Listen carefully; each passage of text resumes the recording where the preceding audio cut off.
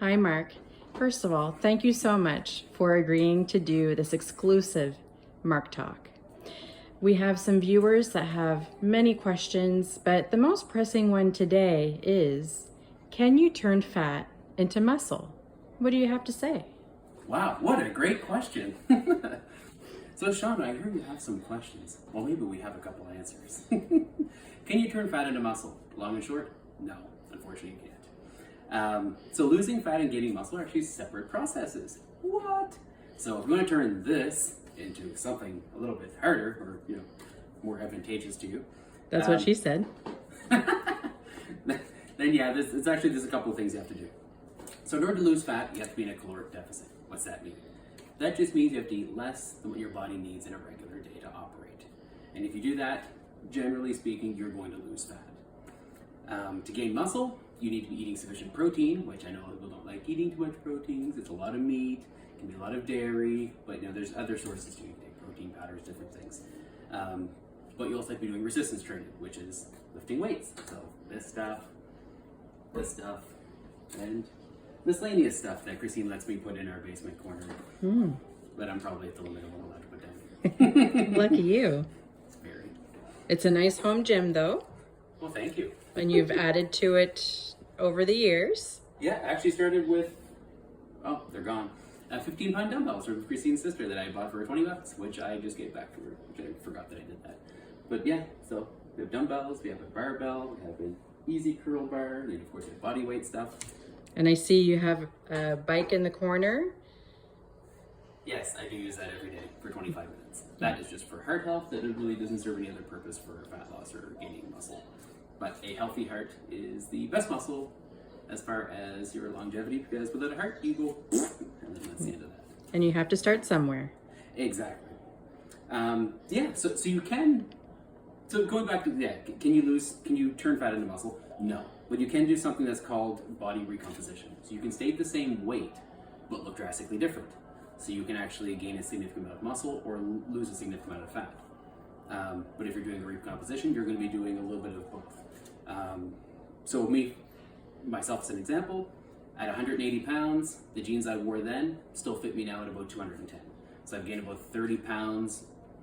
I would say 30 pounds of muscle, that's probably not the case. But a good portion of it was because my jeans still fit. So my waist hasn't really gained any significant amount of body fat, which is good. Not ripped by any stretch of the imagination, but I'm pretty comfortable with where I'm at. Just your body shape has changed. Yeah, exactly. Yeah. And change takes time. So getting to where I was, which was about 270 to 210-ish where I'm at now, that took 5 years. And to look how I do now, which is still a long work in progress, it takes time. So it would take me decades before I probably get to where I want to be. If you enjoy the process, it doesn't matter. If you don't enjoy the process, that's a different story. That being said, nutrition is 90% of what you do to look or feel a certain way. You can't out-exercise a bad diet. I've tried, it doesn't work. But one thing I will say, when you start lifting weights, your metabolism does go a lot higher, or goes through the roof compared to what it was. So when I was 270, I was like 2,500 calories a day. I ate more than that, I would gain weight. Now, at 60 pounds less, I'm about 3,000-ish, just to maintain my body weight. So if I eat less than that, I lose weight. If I eat more than that, I gain weight. So put that in perspective, that's like eating an extra Big Mac a day for free. Sounds good to me. Protein is your friend. Without eating sufficient protein, you will not gain muscle. You'll just burn yourself out, and yeah, it's not good. You'll just get tired, and then your body will not recover properly. Because when your body recovers, it uses that protein to gain muscle in your legs and your arms and your torso and your back, everywhere. And everybody's different. Everybody stores fat differently. Everybody gains muscle differently. Some people have stubborn body parts that take more effort than others. Like me, it's my legs. I'm still trying to get bigger legs, but yeah, it is what it is. And some parts grow muscle easier. My back, I find, grows muscle easier than other body parts. Fortunately, your back doesn't really do much as far as you're wearing a shirt, but it feels good, and you can lift heavier weights, which means you can do other stuff. Yeah, just start small. If you want to do it, start with, like I said, 15-pound dumbbells. Nothing complicated. A couple times a week. That's it. Christine will tell you. When I started, I was using tiny dumbbells and not much. And it took a long time before I got to 25, 40 pounds. Now these go up to 135, which I'm not using that much for any exercise yet. 110-ish for different ones. But it's a slow process. It takes time.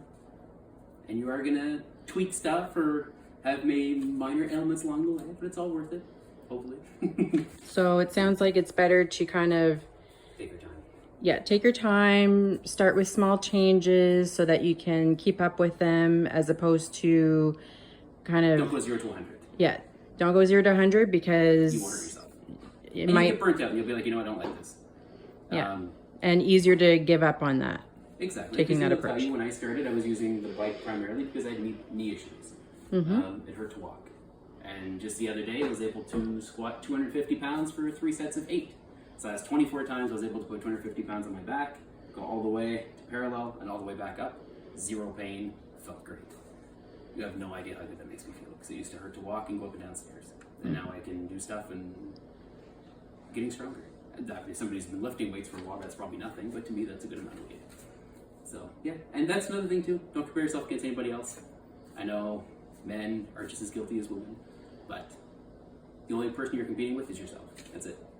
Get a little bit better than you were the day before, and that's all you gotta do. That's why I look at it. Sometimes I'm like, oh, because Christine knows I have a friend at work who lifts like 3 times as much as I do. I'll never lift that much. But I can lift more than I used to. And then this time next year, be more than I can this year. I get stronger and stronger and stronger. If I get really, really old, and then I'll probably decrease a little bit, but even then, be okay. Be okay. Well, thank you so much for that fascinating information. Another question that we had from our viewers. You know, some men have what we call chicken legs.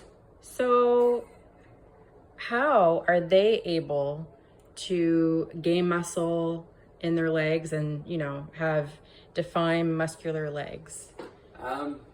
Well, my legs were quite small when I started. I mean, they're not huge now, but I mean, they're significantly stronger than they were. It's just like anything else. It's like exercises. It's lunges, it's squats, it's... when I first started doing them, I did squats with no weight whatsoever, just my body weight, and my legs were sore for about 4 days afterwards. And that was doing no weight whatsoever, just my body weight. And now I notice when I wear jeans, they're a lot tighter in this part of my jeans, so that means that they are growing, and my calves are getting bigger than they used to be too, so it's just slow. It's like anything else. Yeah, so do not neglect your legs because the biggest muscles in your body are in your quadriceps, which are listed here. So better to work out your whole body versus Absolutely. just focusing on one specific body part. Yeah, and if you're just doing it, let's say twice a week, don't worry about forearm, like small muscles. Just do compound lifts. That's like a squat. That's not a deadlift, but like a chest press. Things that use multiple muscles at the same time. You do a few of those, your whole body essentially gets a signal to build muscle, and then you're good to go.